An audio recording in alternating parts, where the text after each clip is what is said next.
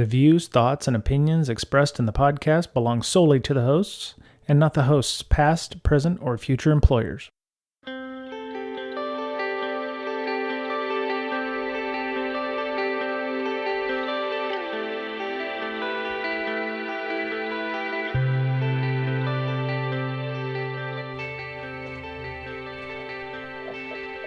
Hello, welcome back. It's Brian, Mr. Betcher, and Mr. Berlin for Breaking Down Security.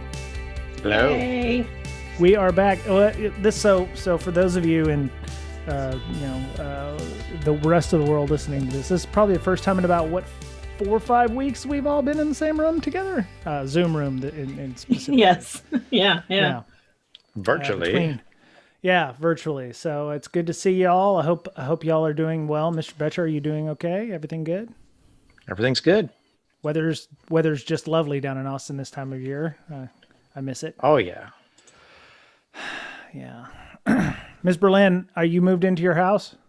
No, not until the 11th. I start moving the 11th. Because my God. closing date for this house I'm selling is the 1st. Oh, okay. And the closing date for the house I'm buying is on the 11th. But I have to be out of this house by the 14th. So I'm packing everything now. Okay. Because I'm moving in like 2 days. Like 2 or 3 days over a weekend. So Good it's God. like, and then somehow decorating for Christmas. You don't have to decorate for Christmas. I have children. Of course I do. Well, they can decorate for Christmas. My wife has color coordinated responses. So one year she'll do silver and blue, next year's red and gold, or green and blue, or whatever. She tries to. It's not tied to any football or hand egg team or anything like that, but she just enjoys mixing and matching her colors to great effect. So Okay. we're not doing it much this year either because we're renovating our downstairs. So for 3 weeks we'll be living upstairs. And I'll be doing like the rest of America, and I mentioned before the podcast, but I'll be taking my Zoom meetings in the closet, which apparently is superiorly acoustic. I imagine it's really good. Yeah, acoustically speaking. Yeah, all the clothes there's no echo, so it's really nice. Yeah, I can understand why Mr. Betcher records in his closet. So Yes, my you closet. do, don't you? You've got the desk in your closet. Of course. Yeah. Oh. I will be having more than 10 people at my house. So there's that. Oh, are they family and quarantined? Family, yeah. Okay. I figured, if your mother-in-law could show up, you could just put her in the garage to stay for a few days. There's nothing wrong with that. So. Yeah, or the greenhouse. Either way. Yeah. Green. Oh, there you go. Cool. So there's been a good 2-3 weeks here that we've not all been together. So I appreciate everybody making it. Before we go, I know this is going to happen on Thanksgiving, but I hope y'all have a good Thanksgiving and had a good Thanksgiving and stay safe for the U.S. folks. Everyone else, happy Thursday. It is what it is. Cool. So in keeping with the end of the year, we always get some interesting items, and I follow quite a few people as I do on Twitter, and something came up that was quite interesting, and we have that gentleman here. His name is Marcello Salvati, which doesn't, everybody's like, who the hell is that? But on Twitter, he's known as Bite Bleeder. Remove all the E's and replace them with 3's, and you'll have Bite Bleeder. And welcome to the show, Marcello. Oh, nice to be here. Thanks for inviting me. Right on. So, one thing I'd like to ask you is tell us a little bit about yourself and how you got to where you are today. Yeah, sure thing. Right now I am a red teamer / pen tester at Black Hills Information Security. I've been involved in the open source project infosec / hacking tool developer community for right about 10 to 11 years now. So I've mostly been doing that. That's how I got my first job in infosec, was through one of those projects I created. So I've definitely had a lot of experience in that space. I just started creating these tools and mainly to just escape the little town in Italy that I grew up in. And then after I accomplished that goal, I got a job originally at Coalfire, then moved over to Black Hills, and yeah, I've been doing consulting ever since. Okay, very cool. Could you give us an idea of what kind of open source tools you have released? Yeah, sure. A few of them are just mainly just like little buckets of just research slash notes slash proof of concept code that I threw out there. But a few of them have become somewhat popular. There is Brakesec specifically that has sort of become like a big deal. I still don't understand why, considering the code. The code in that project is definitely not something to be proud of, but hey, it was one of my first projects, so I'm not, I'm not going to judge. I guess, please don't judge me harshly.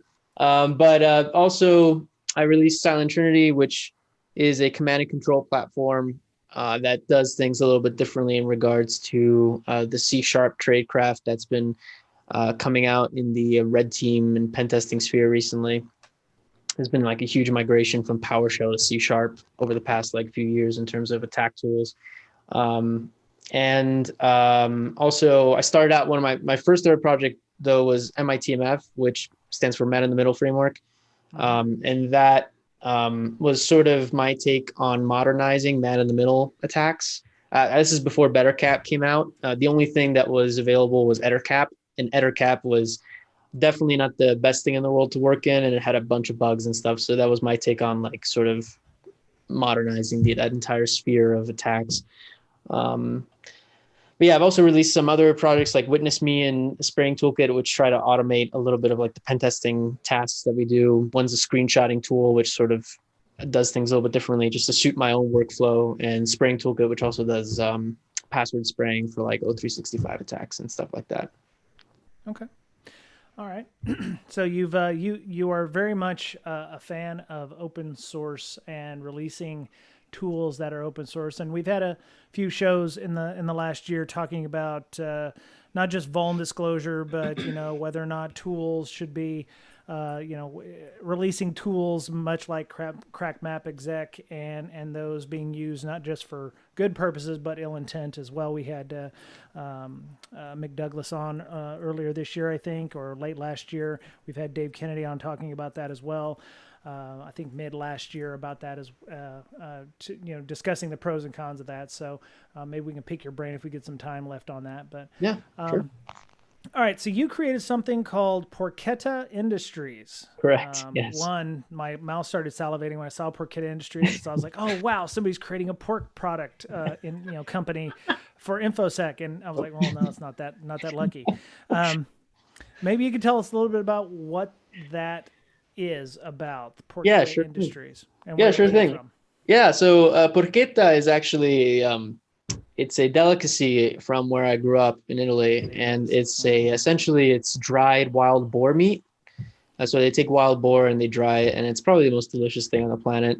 And I think at the time when I tried to come up with a name for the LLC, I was just super hungry. So I think I was just sure, why not? Let's just do that, and let's make it a soft. Let's just call it that, and why not? It doesn't really make any sense in Italian, but whatever. You can ignore that. It's fine. It sounds interesting. So that's part of it. But the main idea behind it, initially, the main idea behind it was just an LLC so that I can take the money that I got through this GitHub sponsorship program, and just throw it in there just for keepsaking tax purposes and stuff. And then it turned out to be.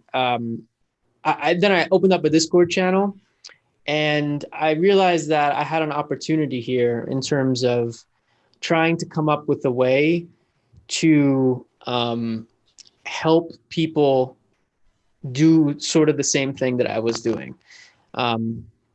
And the reason for this was there was a bunch of reasons. One was it was the timely release of the GitHub sponsorship program. So GitHub introduced this thing, if you're not familiar, called GitHub sponsorships, which is essentially, you can sort of think of it like a Patreon, only it's integrated within GitHub itself. So you can go to individual GitHub profiles and literally, sponsor them and give them 5, 10, 15, the profiles can set up the tiers the sponsorship tiers that you want. So depending on what they set up, you can give them that amount of money if you feel that their the stuff that they've been writing in open source has been helpful. So it was that, plus a release of this amazing article by Caleb Porzio, which he sort of came up with this concept on a podcast, and he named it with another person, which I forget the name of, and he called it sponsorware, where essentially what you do is you use this GitHub sponsorship feature and you set up tiers for sponsorship tiers, and each tier, the person that sponsors you gets a specific perk, right? So like at $15, just for an example, just to give you what my tier list looks like, at $15, you get access to the sponsorware, and the sponsorware is essentially just stuff that the author makes, but is only exclusively available to the people who sponsor them. So you get like this interesting idea where it's you can sort of think of it like as a parallel, almost like YouTube creators, only that instead of creating like YouTube videos or any other type of that content, you're getting software, right? And then like you can have other tiers that basically if a company wants to sponsor you, you can say, hey, I'll put your logo in the project readmes, for example, right? Which depending on like how popular some of the projects you are could actually be decent value, because some of these GitHub projects actually get an insane amount of traffic. And that's another discussion actually, but yeah, no, that's essentially it. So with the introduction of that, and with the introduction of GitHub sponsors and the sponsorware concept itself, I started thinking that maybe we have a chance of actually like changing things in regards to how the status quo is in the infosec world and hacking world, specifically both of those worlds, when it comes to open source tooling. Because as it stands now, the CEO of my company, John Strand, who are Black Hills Information Security, came up with this awesome term called a leech culture. And it really describes what's happening really well, in the sense that there are huge amount of companies that are worth multi-million dollar companies that are propped up by using these open source tools. Okay. And like, especially when it comes to pen testing specifically, or red teaming, and also on the blue team side as well. Like there's no area of infosec that isn't doing this right now, but I can't think of any company that I've ever interacted with that isn't using some kind of open source tool. Correct. Yes. And there are extremely expensive training companies as well, which I won't name, but you can probably think about who I'm talking about. I'm talking like insane expensive companies that use these tools as well. And initially 10 years ago, when I first started making these tools, and I started noticing that a lot of them were being used by these multi-million-dollar companies, extremely expensive training courses in infosec, I thought, well, this is fantastic. Everything is open source. They'll obviously contribute back to these tools if they're using it on a daily basis, because it's in their own interest at the end of the day, because they're using them, right? Well, absolutely not. I was very naive when it comes to this, and I think a lot of people that still do open source tools, that do open source stuff, are somewhat naive when it comes to this still as well, in my opinion, because they just don't contribute anything back. They really don't. They'll use the stuff and they will not contribute a single thing back, be it in terms of code, be it in terms of documentation, be it in terms of money, whatever you define as contributing back, I guess. They'll just use the stuff and they will not do anything. So, and this has been the status quo for years, like in the InfoSec community. I don't think it's ever changed, to be honest. I've never heard of a single, like there are a few projects out there that have become backed by InfoSec communities, like the Metasploit project. Metasploit was originally like open source, and then they sort of got merged into Rapid7, right? So there are a few, but that doesn't really count because there's like a pro version and stuff now. So right, because at that point, then they got bought and were profitable. Correct. Right. Yeah. So it's less of a. Yeah. I mean, it's still open source, but it's still open source, but there's a pro version, and that's another thing too, right? So when I started coming up with some ideas, I had to like change the model about how this works, I had the option of saying, hey, I could take like CrackMap Exec, which is by far one of my most popular projects so far, and I could totally make a pro version of it, right? I can slap a $10,000 price tag on it. I can hire some salespeople. I can, and be on my merry way in terms of making it profitable. But the thing is, I didn't want to do that because I no offense, but I just don't like dealing with salespeople. And also, like it would be screwing over the people who I make these tools for in the first place, because I really don't want to do that, because the idea is that like in my mind, I'm making these tools for the small business on a budget that they can't afford like huge amount of expensive stuff, individual testers, consultants, that kind of thing. But like, I really don't want to do that. So my idea was to basically sort of reverse the model and work with companies and incentivize contributions through giving out training vouchers, for example, is one of the things that I thought of, which was, and I'm trying to get the people on board on this, but essentially, like I partnered with Kali Linux, so I partnered with Offensive Security, and they're going to be giving me one training voucher for any of their courses per quarter, and I'm basically going to be giving that away to whoever gives the best contribution to any of the tools that are currently in the Discord server, on the Porchetta Industry Discord server. So as a individual, if you want a free offensive security training voucher, which is like $2,000, I forgot how much one of the courses, but it's probably around there, $2,000 value. You can just make an awesome pull request to any of the tools, which are not only mine, by the way. There are other people as well in the Discord server, and all the authors will get together once per quarter and judge who made the best one, and we will give this away. So that incentivizes contributions. Another thing we were trying to do also, and please stop me if I'm going on, but no. Please interject.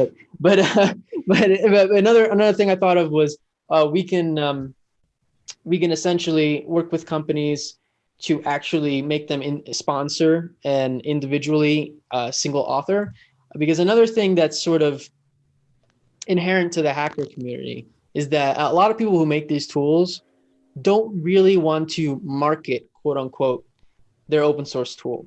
Okay. And a lot of people are like that. They don't want to speak at conferences. They don't want to market their tools. They just want to put code out there. And a lot of people are like, I still debating about this internally, but at least in my opinion, like there's a lot of people out there that think that I have some elite skills. I got some elite code on my GitHub page, on my GitHub profile. Obviously, the infosec community and the hacking community will find it, and it will become popular without me doing anything whatsoever, right? And that's like, it might work. I have no data to say otherwise, to be honest, but in my experience, the only way like you have to get your product, quote unquote, not product, but I guess in terms of like actually making sponsorship money off of GitHub, you have to get it out there to the infosec community, right? So unless you're already a known name. Yeah, exactly. Unless you're already a known name. So that my thought as well was to basically, hey, I can help with this, right? I have a decent amount of Twitter followers, and quite frankly, I need something as an excuse to not delete the account because I'm getting so sick of that platform anyway. So I can help people. I can help people get the word out there in terms of retweeting their stuff. So I can help them in terms of marketing. I can give them some pro tips along the way, like helping them find cheap services for like nice little logos and stuff to just spruce up the reading. I can help them with that as well.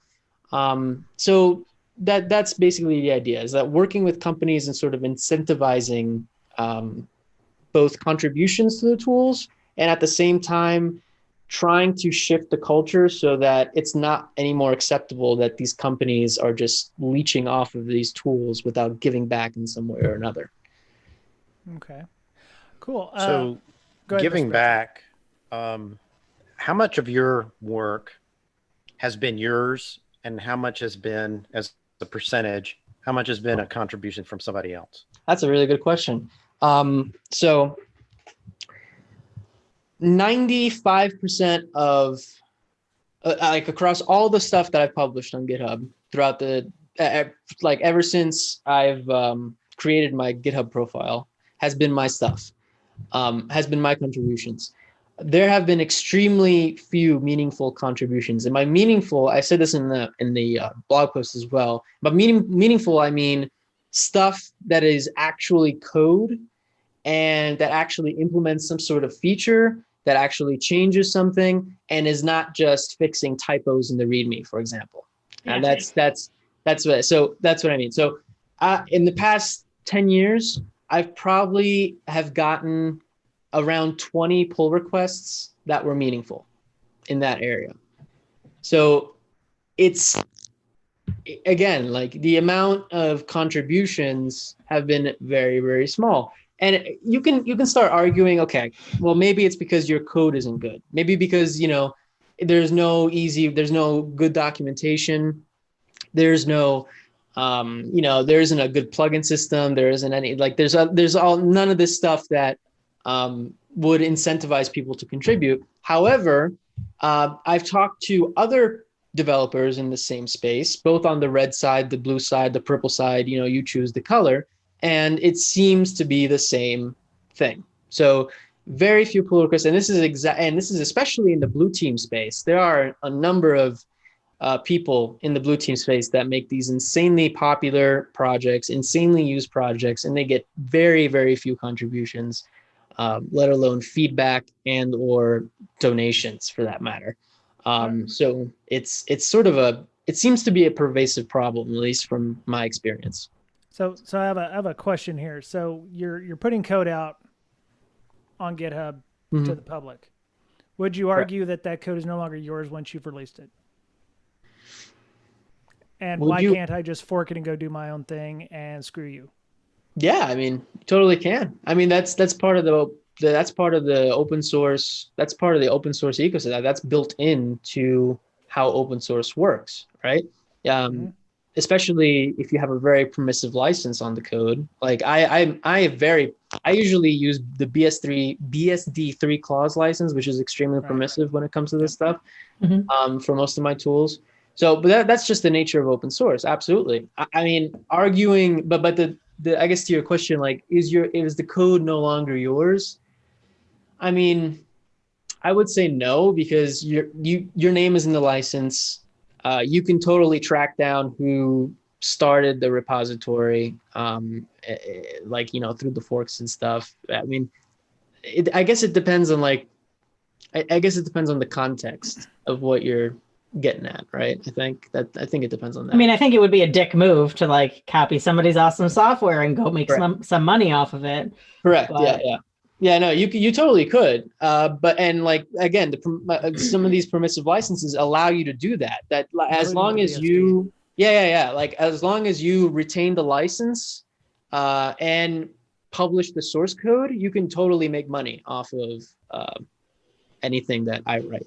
But that's just the nature of open source, really. So I guess if you didn't want that, you just wouldn't make it open source. Correct. And sell it. Yeah, exactly. Like if I didn't want that, I wouldn't be making open source projects in the first place. Like I just make products on a private server somewhere and sell it, slap an insane price tag on it, which is most, infosec products seems to have in the 10, 20 grand range, and, call it a day.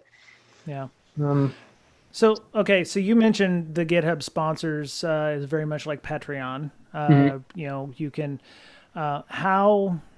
so let's say you put and we talk about this in the blog post, or you talk about this in blog post, where you've created exclusivity to only Kali Linux. So there's a whole bunch of flavors of Linux that are now completely locked out for at least 30 days to updates to your software. Correct.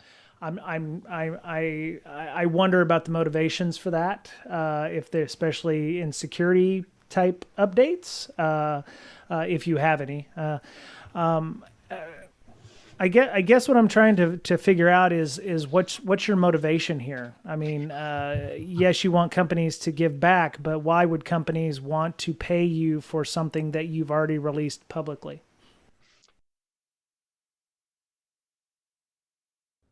And you'll just have to wait for his answer to that question next week. We're going to have part 2 with Bite Bleeder on the following week. Mr. Betcher can be found on Twitter at BetcherPwned, BOETTCHERPWNED. Ms. Berlin can be found at InfoSyster, INFOSYSTIR. Her nonprofit organization that raises awareness for mental health issues is at Hackers Health on Twitter. And you can follow the podcast at Brakesec, BRAKESEC, and you can follow me specifically on Twitter at Brian Brake, BRYANBRAKE. We have a Patreon.